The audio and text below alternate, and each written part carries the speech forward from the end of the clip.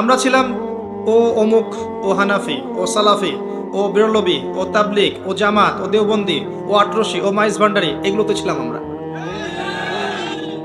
কে কোথায় হাত বাঁধবে, কেউ রফুলেদান করবে কি করবে না, পায়ে পা লাগাবে কি লাগাবে না, মানে এগুলো আমাদের জন্য ছিল বড় জিহাদ। তখন এগুলো করে আমরা মসজিদগুলোকে ভাগ করেছি এবং ভাবখানা এমন যে আমরা খিলাফা কায়েম করেছি মাশাআল্লাহ। তো সত্যি কথা, এগুলো দুঃখের সাথেই বলছি, এগুলো আমাদের ল্যাকিং ছিল।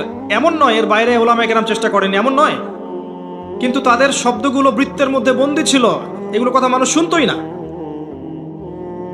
বৃত্তে বন্দী ছিল, মানুষ শুনতো না, মূল্যায়ন করতো না। এবং তাদের সংখ্যা নিতান্তই কম যারা এগুলো নিয়ে ভেবেছেন, উম্মাকে সতর্ক করার চেষ্টা করেছেন।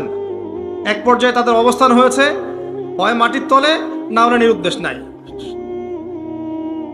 তো আমরা বিশ্বাস করি ইনশাআল্লাহ যে আমাদেরকে দ্বারা হয়তো কিছু হচ্ছে না এবং হয়তো বা হবেও না, আল্লাহ ভালো জানেন।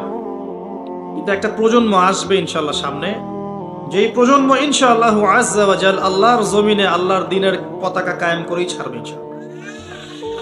আমি পারলাম না, আমার সে যোগ্যতা নাই, আমরা হয়তো পারলাম না, ব্যর্থ, কিন্তু ইনশাআল্লাহ এমন একটা প্রজন্ম আসবে যারা এটা এই আল্লাহর জমিনে এটা করে দেখাবে ইনশাআল্লাহ। এই সময়টুকুর মধ্যে ও রাইজ করেছে এবং সে সামনে ইনশাআল্লাহ